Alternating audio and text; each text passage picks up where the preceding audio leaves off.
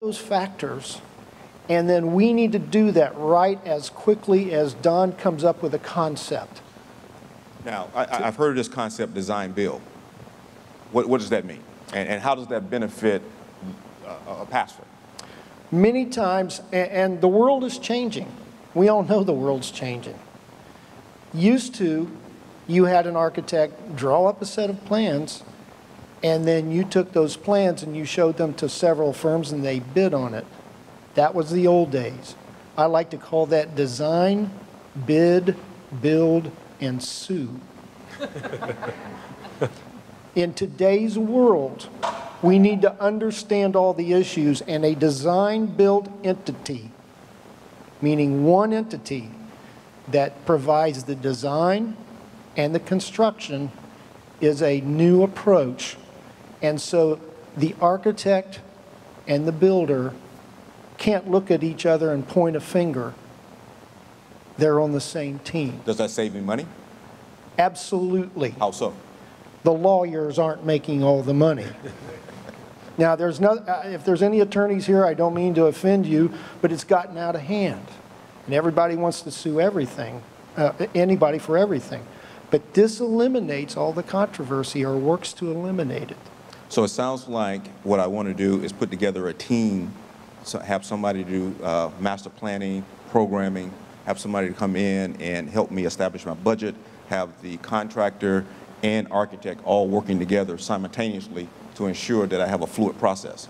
Absolutely. The more seamless the team, the better that you're going to have in the result category. I like to also say one thing that my firm does. We have a policy called an open book policy. What does that mean? You, as a building committee or as a pastor, are able to see all of my costs, all of my fees, what I'm paying my project manager, what kind of burden is on his raw salary. There are no secrets. And then we guarantee that price after Don reaches a point in the design, and that helps you know what your costs are going to be before a shovel's ever put in the ground, but long before you've spent all that valuable money on developing a set of plans. Tim, I'd like to share something real quickly. Pastor Evanston told the church that Sunday that they would build this building debt-free. He had found a contractor who would build the new building for $350,000 that the church had taken 10 years to save.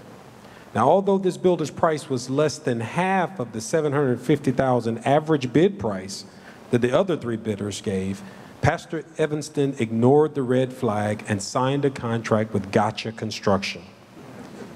About halfway through the project, Pastor E started receiving phone calls from the subcontractors on the job stating that they hadn't been paid. So soon the builders stopped showing up every day, and later, not at all. After repeated phone calls to the builder and a call to his attorney, Pastor E decided to sue. However, the attorney requested $50,000 to take Gotcha to court. After months of litigation and thousands of dollars, the church finally got a judgment on Gotcha worth the equivalent of the paper that it was written on.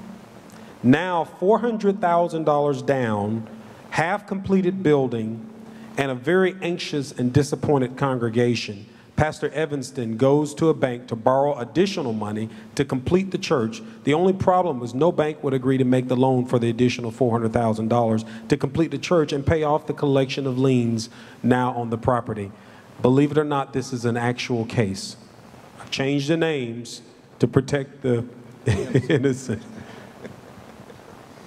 My point is, right now particularly, understand Bishop Tudor Bismarck talked wonderfully well that there's a new, what was then is not now.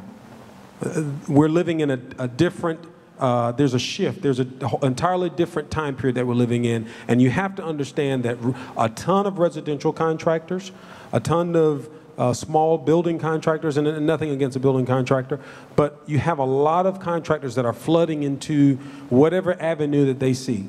And they will tell you anything.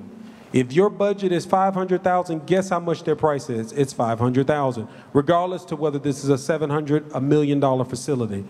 And so when you talk about selecting a contractor, you have to be very careful about that. Now, when we talked about design build, find a contractor who, an architect who has worked together before. You don't want to kind of go out and create those partnerships. You want to find partnerships that are already demonstrated, tried and true, and they've worked together before, and they've been able to start with the budget and end with the budget. You want I to say just something, wanted to briefly state, Dean had it exactly correct. He was kind of tongue-in-cheek about suits and lawyers, because I know a lot of churches just won't sue, but it's very real. The other problem that happens, too, and Dean will confirm, is that if the architect and the contractor are not working together and they start the finger pointing, that 6, 9, 12 months it takes to reconcile costs real money, doesn't it? That's one of the things where the pastor pays a terrible price with the disfaction of the people. And I just want to say that I agree with that. Getting the design build team together, you not only save the risk of the litigation, but you also save the loss of time. How much time can you afford if your church is already busting out of its seams and it needs to build next week? And I just want to confirm that. That was an excellent point. Thank you. What we want to do now, we want to open up the questions to the floor. So if there's anybody in the audience that has a question for the panelists, feel free. We'll bring the mic to you. I guess we need clarity on the faith issue, because you hear testimonies in the church world where people say, I didn't have a dime, and God built it, helped it, you know. So what is it? Where's the balance of that? Because what y'all said today made sense. You gotta count the costs, and then you got people who say, well, what is faith? You know, faith is you're gonna get out there and trust God and believe God for the resources to come, even though you don't have it in the bank. How do you balance that? That's a good question, Pastor. We're all people of faith. And when we talk with pastors, you have to be able to separate what's faith, and I know people have heard this, but what's faith and what's foolishness. The scripture is pretty clear in counting the cost to determine whether he's going to have sufficient to do it. If we do the natural, God puts his super on our natural, and we have supernatural results. There's a part of when Gary talked about the three things in determining capacity. One is your cash. Obviously, God can do wonders in being able to accelerate that cash, the collection of that cash. You know, with Moses, the people had to be restrained from giving. Right. That's faith. That is God putting his super on your natural. You say, church, here, this is cash on hand, but we now have to raise 100,000. And we're thinking that it's going to take 5 years to do this, or it's going to take a year to do this, or it's going to take 2 years to do this. God could turn, as Bishop Tudor Bismarck said last night, what may have taken 300 years, he can do it in a day. So, but you have to foundationally know what you're believing God for and be able to specifically articulate it. You know, if you say, what is it that you're believing God for? We're believing God, church, everybody be in agreement with us. We're believing God that he will accelerate the collection of this $200,000 in capital campaign funds that we know we need, because we've already counted the cost and we know we're going to need this. We're not going to step out there or write a check and expect God to cash it for us. We know what we're believing God for, and then you can see the supernatural. We have seen it time and time again.